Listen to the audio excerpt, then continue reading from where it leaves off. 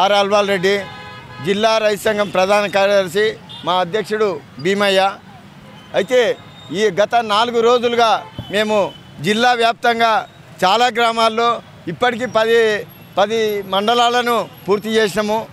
అయితే రైతులను నిజంగా ప్రభుత్వం వాళ్ళు మాత్రం చాలా మోసం చేస్తున్నారు. ఎట్లా మోసం చేస్తున్నా అంటే, నేను ఏ ఊరికి వెళ్ళినా సార్ నాకు ఎంఆర్ఓ ఆఫీసర్లు నా భూమి పక్కకు చేసినంటే, నా భూమి నాకు చేస్తలేరంటే, నా భూమి ఇంకోరికి రాసిందంటే, నా భూమి ఇంకోరికి పట్ట చేసిందంటే, నా భూమి నాకు చేస్తలేరని ఏ ఊర్లో పోయినా ఇవే వినబడుతున్నాయి తప్ప వేరే వినబడతలేవు.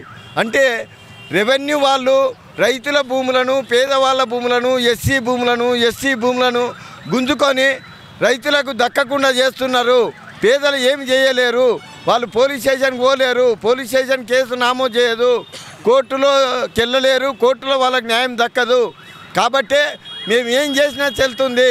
చట్టాన్ని కాపాడాల్సిన రెవెన్యూ అధికారులే అసైన్మెంట్ ల్యాండ్ చట్టాన్ని, సీలింగ్ యాక్ట్ చట్టాన్ని, ఇంకోటి సమాచార హక్కు కింద అడిగిన తప్పుడు సమాచారం ఇవ్వడము, భూదాన్ భూములను తప్పుడు రికార్డులు రాసి అమ్మేసుకోవడానికి అవకాశాలు కల్పించడము, ఇలా చేసి మరీ ఘోరంగా ఇస్తుంది. అంతేకాకుండా సర్వే వాళ్ళు ఒకరి భూమిని ఒకరికి కొలిచిచ్చి నీ ఇష్టం ఉన్నత అని చెప్పుకోపో అని మాట్లాడుతున్నారు.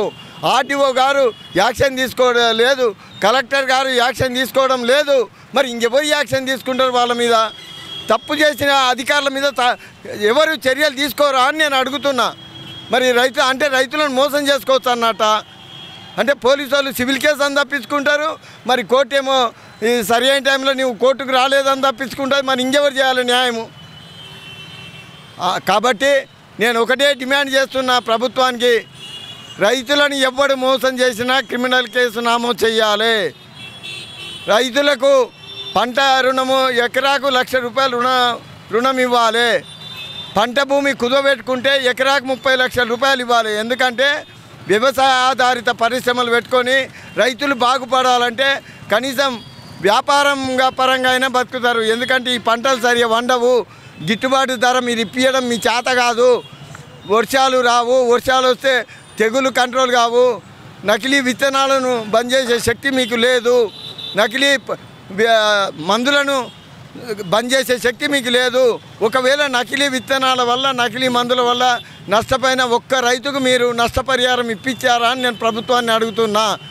కాబట్టి మీకు ఎట్లాగూ చేత కాదు, మీకు రైతులకు న్యాయం కలెక్టర్ ఆఫీస్కి పోతే తహసీల్దార్ మీద ఫోన్ చేయరు, మాట్లాడు, వాళ్ళకేం చెప్పడు. మరి ఇంకేందుక మీరు ఉండేది? కలెక్టరే దొంగ పాస్బుక్లు ఇచ్చి దొంగ రిజిస్ట్రేషన్లకు సహకరిస్తే ఇంకా ఎవరు న్యాయం చేయాలి? అంటే ఇంకా న్యాయం చేసే వాళ్ళు ఇక రైతుకి ఎవరు లేరా అని నేను అడుగుతున్నా. కాబట్టి 180% మంది రైతులు ఉన్నారనే సంగతి గుర్తుపెట్టుకోండి. ఇలా ఏ ప్రభుత్వం మారినా రైతులు తలుచుకుంటే ఎటువంటి ప్రభుత్వాన్నైనా ఏం చేస్తారో, గతంలో చంద్రబాబును ఏం చేసినో మీకు బాగా తెలుసు అనుకుంటా. రైతులను కాల్పులు జరిపితే జరిగిన నష్టం మీకు బాగా గుర్తుంది. రైతుల పేరు చెప్పుకొని అప్పుడు కాంగ్రెస్ పార్టీ అధికారంలోకి వచ్చింది.